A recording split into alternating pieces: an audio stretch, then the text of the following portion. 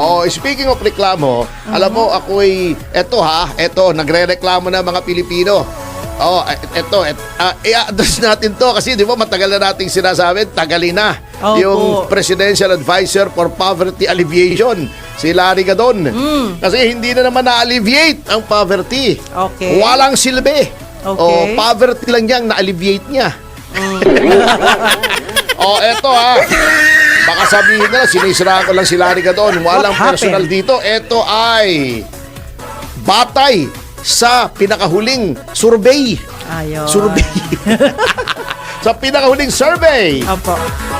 may 11.9 milyong Pilipino na nagsasabi. Ito yung self-rated poverty. Opo. Na nagsasabing sila ay mahihirap. Ayun. Mga purdoy. Tumaas. Tumaas! Yan. Noong huling survey, noong Abril, 42% lamang ng mga Pilipino ang nagsasabing sila'y mga mahihirap. Ayun. Ngayon, 45% na tumaas! Nadagdag ho. Ano nangyari sa poverty alleviation? Hindi na alleviate ang poverty. Di ba pagka ang isang puno ay nabubulok na yung bunga, dapat nang utasin. Kasi walang silbi eh. Tama. Ano silbi nung Presidential Advisor on Poverty Alleviation? Ayan. Maling advice yata ang ginagawa. Eto pa. Meron, yun nga ang nangyari. Noong Abril, 11.1 million lamang na Pilipino ang nagsasabing sila ay mahirap. Ngayon, dumagdag ng 800,000.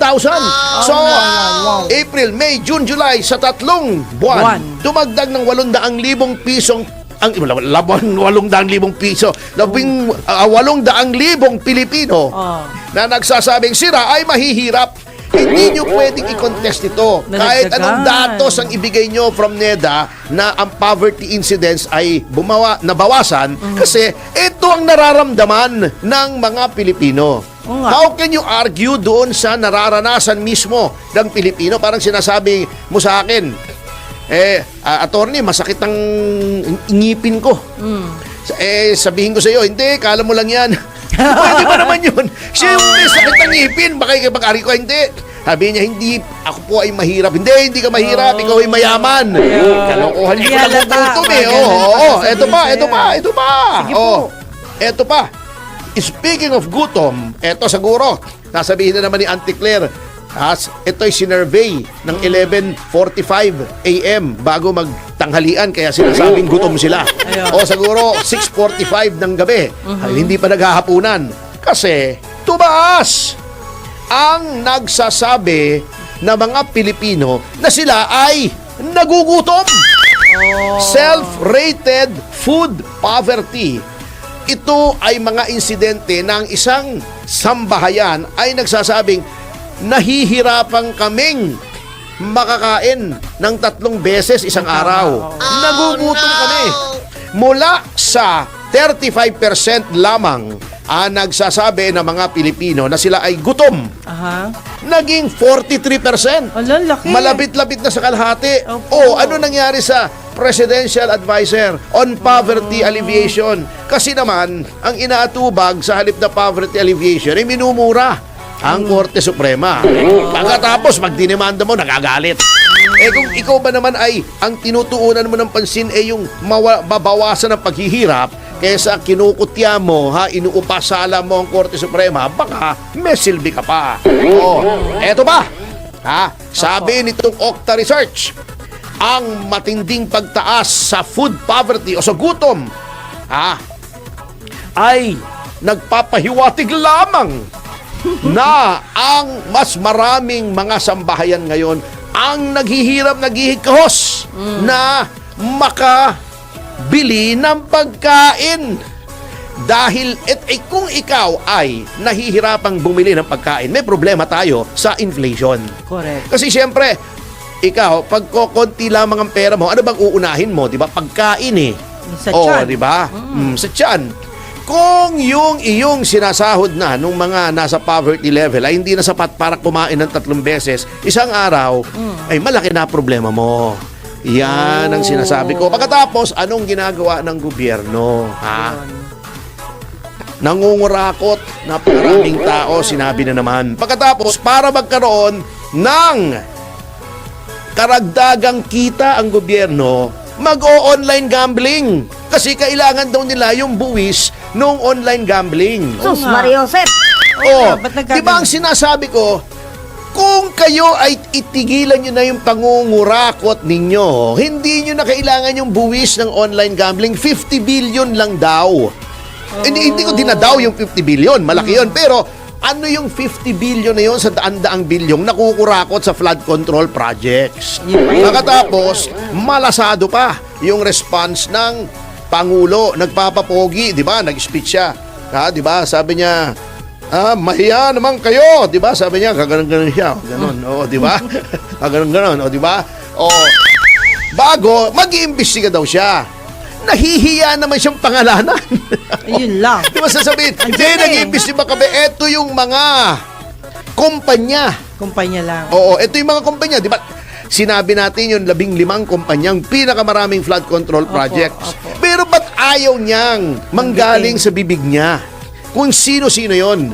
Sasabihin pa niya, di ba, doon sa press release, sa press con niya. Wala bang investigative journalist dito? Oo nga. Ba't Trabaho ba?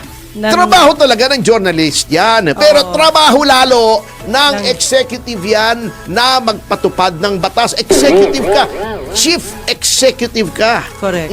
Nasa iyo ang DOJ, may NBI ka, may PNP ka. Ang dami mong investigative agencies na kontrolado mo through either the DOJ or the DILG. Pwede ka pang magtala o mag-create, maglikha ng isang fact-finding board.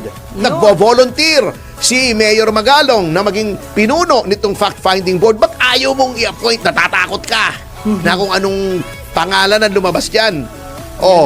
Bago ipauubaya ninyo sa House yung pag-imbestiga, sila nga ang pinagbibintangan Parang sinabi mo, pag merong may isang grupo, imbestigahan nyo sarili sindikato, meron daw sindikato rito. Sila yung mga miyembro ng sindikato. Bahala na kayo. Kayo nga mag-imbestiga. May problema tayo dyan. Oo. Hindi masusolusyonan yan kapag kayo rin. Malakas ang tama nung mga nag-a-advise kay presidente niyan. May tama ka. May tama. Oo. Tama rin. Ano bang nahit-hit o nasinghot ng mga nag-a-advise kay Pangulo niyan?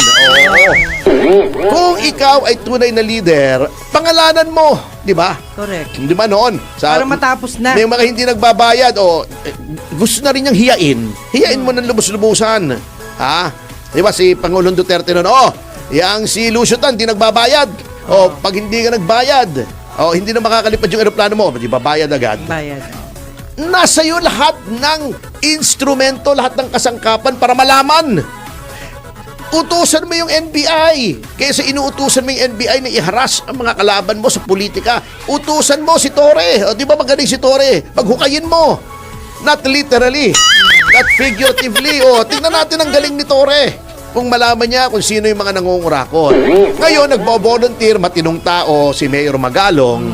Ito yung dapat siya ang Chief PNP kung pinagbigyan lamang niya yung kahilingan ni Mar Rojas na wag nang ituro ang Presidente Aquino. Sabi niya, hindi pwede. You have to choose between career and conscience. Ayun. When you retire, your career is over but your conscience stays with you for the rest of your life. Pinili niya ang katotohanan. Tinuro niya si Aquino. Hindi siya naging Chief PNP. Ayun. Yun, nagbo-volunteer, sinabi niya no Sabado, I'm volunteering na ako mag-imbestiga. Bakit deadma kayo? Ayaw nyo. Gusto nyo yung mga congressman na mag-imbestiga mismo? Gusto mo si Terry Didon Magulo na mag-imbestiga? Pata ng speaker? Magulo na tayo. Anong pagtutunguhan yan? Dapat independent commission yan at tama na yung sinasabi. Mr. President, kung talagang gusto mong malaman ang katotohanan, i-appoint mo. I dare you. You appoint Mayor Magalong as head of the Board of Inquiry. Yan, lalabas po lahat ng katotohanan, Mr. President. At sa notang yan, mga kasama, ay writer, mga direktor, mga artista, concerned artists of the Philippines. Ang kanilang open sectoral organization. Kasama rin sa project. Sa mga driver naman, piston, pinag-isang samahan ng mga tsuper at operators nationwide. Wow. Sa mga abogado naman, yan, sina Edre Olalia yan ha. Malapit-lapit na sa Ulalo yung pangalan niya, Ulalo. Oo. National Union of People's Lawyers. Yan, ang front organization. Pagdating naman sa mga OFWs, lahat ng sektor meron sila. Kaya mag-ingat ko kayo. Tingnan nyo kung sino nagsasabi ng mga statements para alam nyo where they're coming from. Yan. Migrante naman. Yan. Ito naman ang mga party list na maiuugnay dito sa NDF. Kabataan Party, yan. Yung nagkaroon ng maraming backlash, di ba dati? Si Raul Manuel, oo, di ba? Yun ang dating representative nila. Grabe. Di ba, nagsasayaw siya, nagkaroon ng backlash. Si Raul Manuel, backlash. Oo. Ngayon, yung representative nila ngayon, kamukha nung isang nandito sa DWIC. Ayan, nasa likod mo. Ayan, si Reneco. Ayan, di ba, kamukha, Gabriela, yan yung K-pop na naman. Act Teachers Party, Bayan Muna, Anak Pawis, yan. So pag nakita nyo, tingnan nyo muna kung sino nagrarally, malalaman nyo kung where they're coming from, bakit sila nagrarally, sino yung mga puppet masters nila.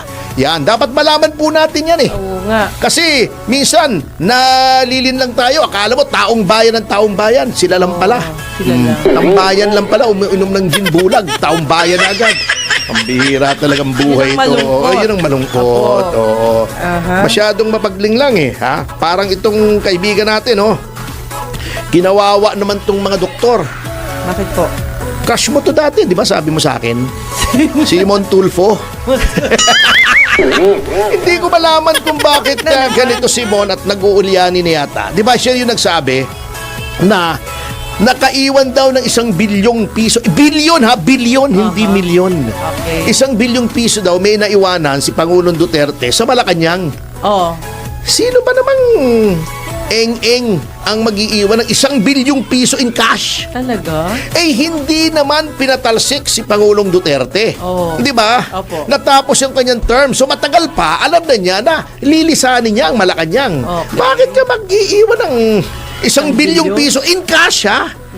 Itong mamang to ang nagsabi na ganun daw. Sino maniniwala noon, di ba?